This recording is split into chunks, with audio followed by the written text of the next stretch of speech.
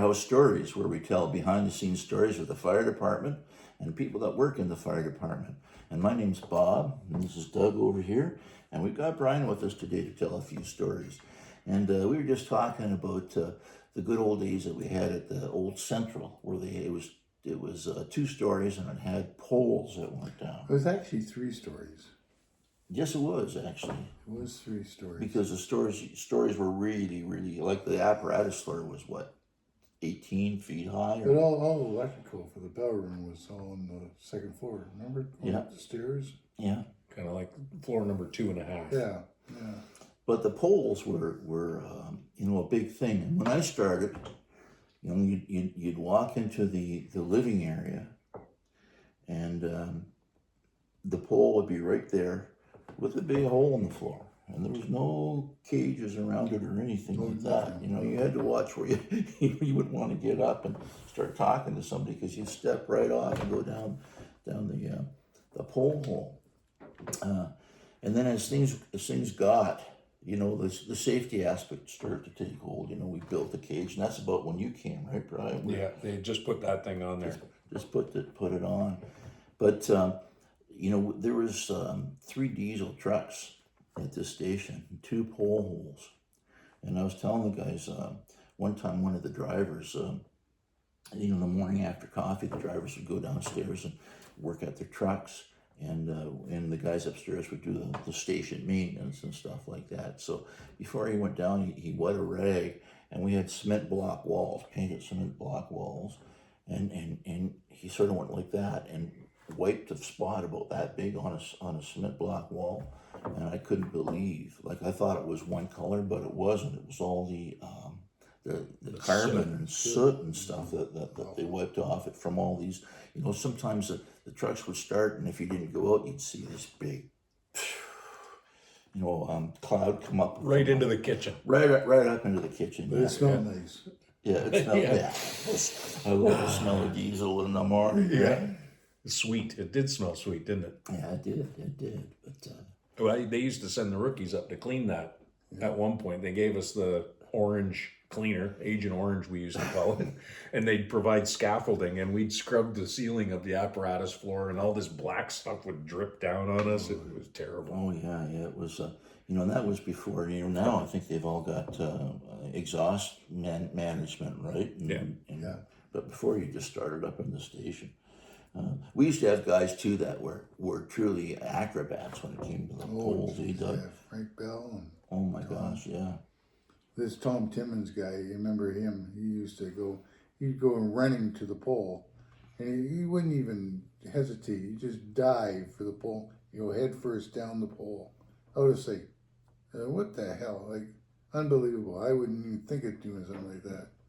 I remember Frank Bell would do that too. Yeah. He would do it. He would stop he would take a run, and about 6 feet from the pole, he'd launch himself and slide on his belly to the hole, and then go down the hole head first and grab the pole on his way down. If he misses a pole, he's done. Right?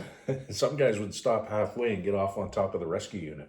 Oh yeah. Yeah. And then you wait for somebody to slide down. Ah! Yeah. Well, that was the other thing too. The guys down cleaning the trucks downstairs. In the day, and you get an alarm, and the guys been cleaning the trucks, and the pole gets wet, the bottom half of the pole. So you're up on the top, and you grab a hold and you start sliding down. And then you hit the wet stuff, and there's no friction whatsoever, and you fall like there was nothing. Yeah, So you can't stop. I saw that once.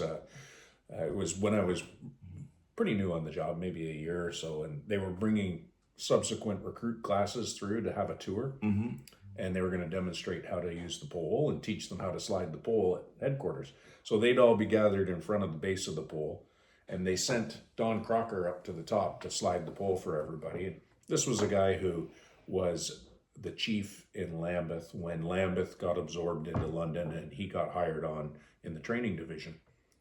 And I guess he was junior enough that he was a legitimate target. And as soon as he did the demonstration, somebody up top dumped a bucket of water down the pole hole right on top of his head, which, funny or not, it got the pole wet. And then the next guy to go was Tex McPherson, the director, or he wasn't the director of training, but he was the head instructor. And he went Mach 6 down that pole. He There's should have known, though. He should have known. There was no stopping, and he ended up in a pile at the bottom, hurt his ankle. Well, that's the thing, because you would actually wrap your legs around and sort of, lock your ankles, right? So then that's what we really, because you weren't supposed to touch the brass with your hand. You'd put it around your arms. You wouldn't grab it like that. Yeah. And it was your legs that slowed you down. So when you hit the bottom, they were in a twist already by the time you got there. Yeah, those old days with the pole stuff, mine. I'd like to go back to that time too.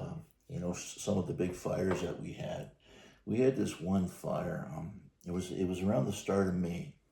It was back when I started in the 70s, and it was cold. Like back then, the start of May was just the beginning of spring, right? It was not like today.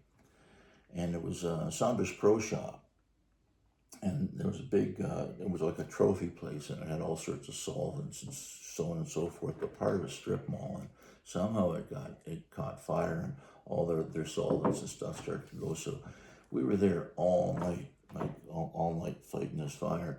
But not only that, we were there, like it happened on a Thursday night, and we worked Thursday, Friday, Saturday, and Sunday nights for our normal shift. So the next night we're there, they're still watching this because this was such a big fire. There was lots, so they're looking for rekindle. So you left a crew there, and we were there. Our shift was about 3 o'clock to 5 o'clock in the morning or something like that, right? So we're there at 3 o'clock, and you go up, and they had this big chair. There was an office supply center there, and they had this big chair. And honest to gosh, the chair, like the seat of the chair was about this high. Like you'd have to grab onto it with 2 hands. So the captain says, we'd been there for an hour or so, and the captain says, "You guys want a coffee? I'll head over to Tim's. There's a Tim's around the corner." I said, "Well, yeah." So, "Well, you guys stay here, and watch, and we'll be right back." So I said, "Okay." So they leave, and as we watch them leave, my buddy goes, "Let's get up on that chair." He says, "What?" Like I'm pretty new, right? So I don't want to get in any trouble for any way, shape, or form, right? But he says, "No, let's go up on the chair." Okay, so. Okay.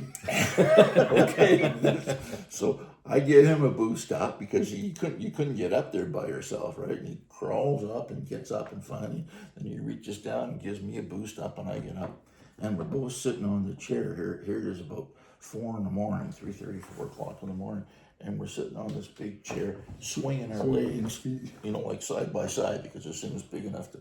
And we're swinging our legs, just waiting for him to come back, because we can't wait till he comes back and sees us. And all of a sudden, the Chiefs car pulls up. And I'll never forget. I thought, Jesus, a Chiefs car.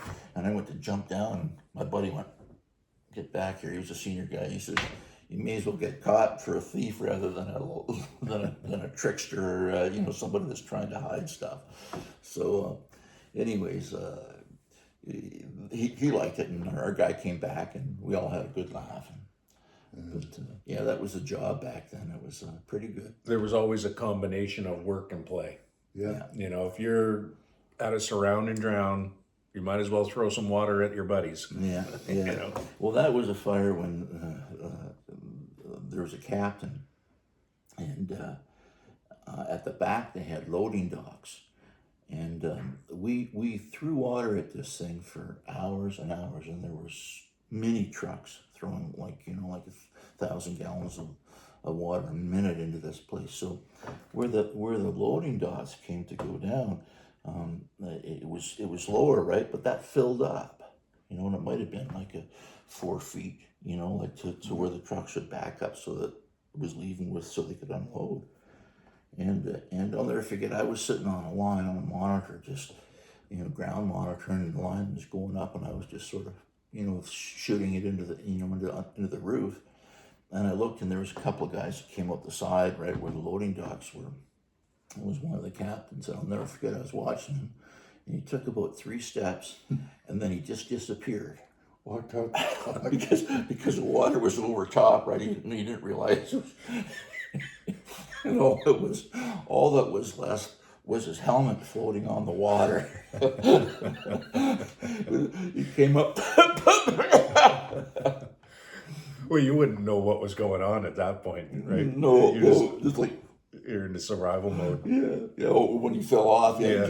you stepped right off. Boom. Funny. But anyways, we had a good week this week. Telling stories, we sure enjoyed telling them. I hope you enjoyed them as much as we enjoyed telling you the stories. We post every Friday, so if you'd like us to come to your mailbox just automatically or notification that we've just posted, press the follow button and you'll get the notification that we just posted. So until then, stay safe and we'll see you next week.